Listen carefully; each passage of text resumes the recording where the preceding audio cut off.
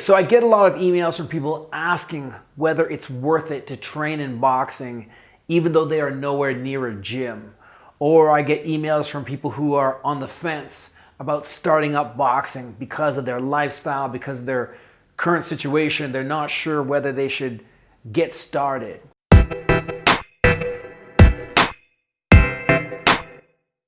So in this video, what I want to do is give you a plan of action to help you overcome these obstacles mentally and physically. Mentally, if you don't think that boxing is for you because of your current situation or who you are. Physically, if you're not sure what to do or how to get started. Now, even just the other day, I got a few emails. One guy is living out in a rural area. There are no gyms nearby and wondering, is it even worth it to train boxing on your own? Can I make progress on my own? Another one was from a dude who isn't really taking care of himself physically.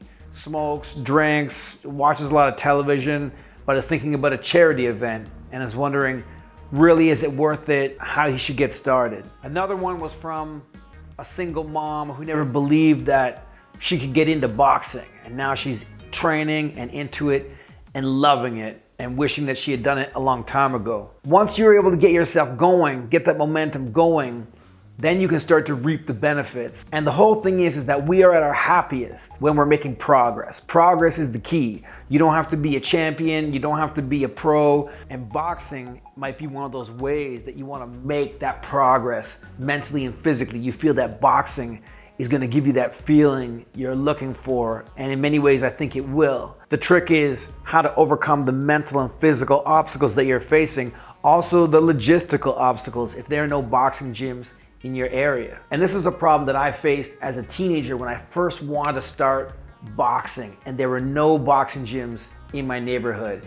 In fact, the closest boxing gym was going to be a 2-hour bus ride away, going over 2 transit systems. So not even just one straight ride, but 3 rides over 2 transit systems. And so you combine the commute and then the bus fees and the monthly rate, and after about a month of doing that, I'd be flat out of cash. And I had a part-time job too. So even with the money that I was making from my part-time job to go towards things that I needed, lunch and clothes and transportation, etc., adding the boxing on top of that, I'd be flat broke within a month. So what I decided to do instead, a karate school that had just opened, and it was $299 for the year. So my goal was to save up $300 so that I could start enjoying karate the next year. And let me tell you, when you're a teenager in the middle of July and you've only got $60 to your name, the hardest thing in the world to do is not to spend that money. So the first thing that you can do for yourself is, if there is something out there that you can join, let's say a karate school, some kind of martial arts school, I recommend you join it and take it up, because it's gonna benefit you in some way as you go. And if you get a chance to join an official boxing gym later, all that work and all that training that you did will pay off. Even though at this particular karate school it wasn't like boxing, still when I came to boxing, I had a lot of reference points. So I was used in the point sparring, I was used to relating to an opponent, I was used to moving, I was used to expecting things coming at me. I also had an expectation that everything I threw wasn't gonna land, and that's another problem that people have, cracking the pads in the bag. They get to sparring and they wonder what happened that they can only land maybe 5% of their shots. Any kind of martial art that you can get involved in is gonna benefit you in some way, and it will also carry over into your boxing. Now, a lot of what you'll hear out there is, hey, don't bother with that. You're gonna develop bad habits, and the only way to learn boxing is from an official boxing coach. And if you listen to that kind of mentality, that kind of talk, then you'll never do anything. The 2 worst habits that you can have are, 1, not doing anything. When you look at a beginner boxer, it doesn't matter if they're trained by the best coach in the world or the worst coach in the world. The number one way you can tell a beginner boxer is just how they move. Even if they have the best coach, you can look at them and see that they haven't put in the time. The time does the training. The time gets your body moving a certain way. And let me tell you, I know people who've been boxing 5 years, 10 years, and they still have bad habits. They still have habits that they're not gonna fix. So as long as you're moving your body in a boxing familiar way, Once you get to that official boxing gym under that good coach, first of all, the coach is gonna be happy to see you. And secondly, they're not gonna believe that you've never boxed before. And third, once they start showing you the proper official technique and you have the desire to make the change, you're gonna pick it up like that. So the second bad habit that you can have is not caring. Somebody who doesn't care is not gonna fix those bad habits, even if they have the best coach in the world. But just to be a little bit technical, if you wanna clean things up and get off to a good start, there are 3 most common habits that you're gonna have as a beginner boxer.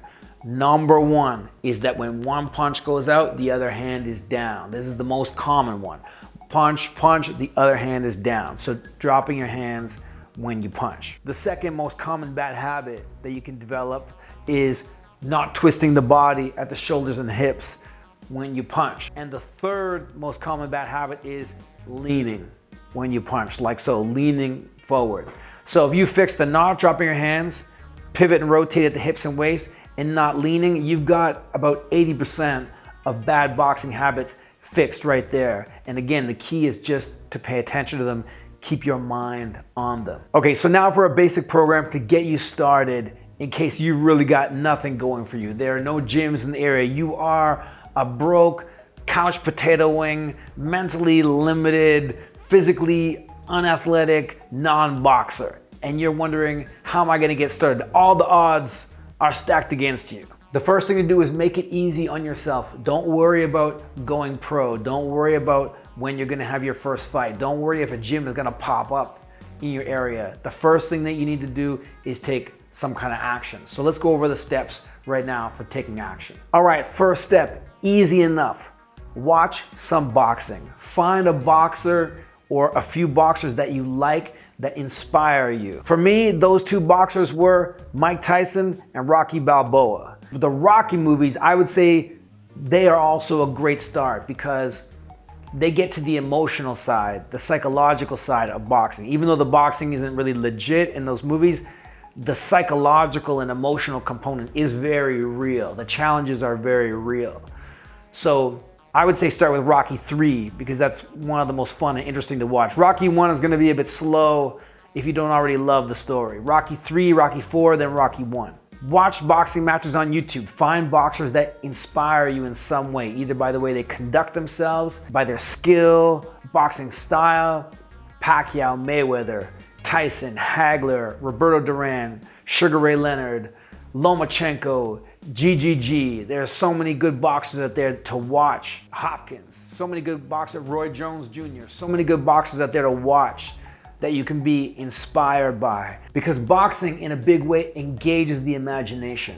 Once you find a boxer that inspires you, you can pretend to be that boxer. Put yourself in their situation, put yourself in their shoes, see yourself winning. Number 2, watch one of my videos at least once a day. And this is another one that I get. People will ask, do you have a video on this? Do you have a video on this? Do you have a video? So I have over 100 videos. And then I also have the official ones on my website that cover topics in depth. Check out those videos, look at what it's discussing for the day, and in your workout for that day, you're gonna work on that thing. Try to practice that thing in some way. You're gonna do what you're gonna do, but you're gonna try to practice that thing for the day. And you might find things that you wanna work on through the whole week, whatever it is, whether it's your flow, whether it's doubling up off the left side, whether it's combos off the jab, whether it's a move with footwork. At least it's gonna give you something new to work on every day to get your mind engaged, not only from the boxer's inspirational side, but also from the progress side, getting your mind and body working together, learning new things. On to the training aspect. 2 things you're gonna do. Get yourself a skip rope. Start skipping or start running. If you have a hard time with skipping rope or you don't have a skip rope, then just do my no skip rope workout. Got the video right here, you can click on it. If you're not sure how to start a running program, you can also click on this video right here and that'll give you some basics. I had one guy message me to say, when I start running, I can go for 7 minutes and then I'm tired, I'm out of gas. Good. Then give me 7 minutes or give me 6 minutes. Because if you can give me 6 minutes of running every second day, eventually it's gonna be 7, and then eventually it's gonna be 15, and eventually it's gonna be 30. If you're gonna skip rope and you get tired after 10 skips, then give me 10 skips. Take a break and then give me 10 more skips. The key is to get you into the groove, to get you moving, to get you doing something. And again, like I said before in my other videos, don't judge yourself. Don't worry about whether you're gonna be a pro, whether you're gonna fight the best, or whether you're gonna be the best. The whole key is to make progress. And when you start feeling the benefits of the progress, that's gonna fuel its own motivation. But you gotta get the ball rolling, and you're not gonna get the ball rolling if you don't give me some action. All right, you're skipping rope, let's say every second day, you're running every second day. Now what about the boxing? Training boxing on your own is a lot like playing basketball on your own. You can work on your dribbling, you can work on your shooting, and you make a lot of progress that way. When it comes to the defense, when it comes to other things like passing or playmaking, this is where you need partners and you need a team and a full setup. But if you've been playing basketball, just working on your dribbling and your shooting every day for an hour for 2 years, by the time you get to the real game situation, you're gonna have some skills. You're gonna already have some development. So boxing, you can work on your punching, you can work on your footwork, you can work on syncing those together, you can work on mental scenarios, and you can work on your conditioning. And if you do all that and develop yourself in that way, once it comes time to join a boxing gym, you are gonna be up here. Limitations will be the defense, the reaction, the sparring. But if you at least have a base to work from, your learning will be accelerated. When training in your boxing, do what you can do and believe that you can make a lot of progress that way. So your homework is, aside from watching the Rocky movies, watching one of my videos per day, come up with 2 to 3 combinations that start with the jab. Make them up, it doesn't matter. Jab and then something else is after them. That's one. Then come up with 2 combinations that don't start with the jab. They start with a hook, they start with a straight right, they start with something else. Then come up with 2 more combinations that have a duck and then you punch again. So you punch, you duck, and you punch again. And if you're feeling slick or savvy, you can even add a slip in there as well. Punch, move your head, punch. So once you've got your combinations down, simple enough, you can just work on 1 or 2 of those combinations per round in your shadow boxing. If you're not sure how to shadow box as a beginner, check out this video here. It's gonna give you some clues and some tips. Work your shadow boxing, work on your combos. In between your combos, you're gonna move, and then you're gonna throw that combo again. Each round, work on a different combo. Get yourself into the mindset of what you're doing with that combo, throw it, and then get used to moving after, just like it's detailed in this shadow boxing video. Okay, so here's the big sticking point. Why is all of this information not enough? And for the most part, it's because people need goals. They want to know what their destination is. They want to know where they're headed and what the result will be. And so there are different types of goals. Goals where you see a result and goals where you're working on process. So for now, it's hard to measure result goals because you don't have a sparring partner, you're not engaging in a fight, there's not a championship or something on the line where you can say, I did it. So you're gonna focus on process goals. Your first goal is to get to 10 rounds of training, 10 rounds of shadow boxing, 10 rounds of moving around. So with all the training that you've got going on, let's say start, you got your skip rope, you're running, you're giving me 10 skips, 5 minutes of running, you're giving me something. Then start with 4 rounds of shadow boxing. It's gonna be more fun if you can get yourself a target to hit. So whether you set up an in-home double end bag, or you even do what I did back in the day, which is just get a tennis ball and attach it to a string and hang it from your ceiling. Now you're not gonna hit that tennis ball with full combos, but you can hit it with 1 or 2 shots, move around, duck and slip when the ball is coming at you. Or even if you just get something standing in the middle of your space and work towards focusing on that target. A heavy bag standing, or if you can get a heavy bag hooked up in your garage, double end bag, having a target is gonna make it that much more fun. So in terms of your goals, you start off with a skip rope running, you got your 4 rounds.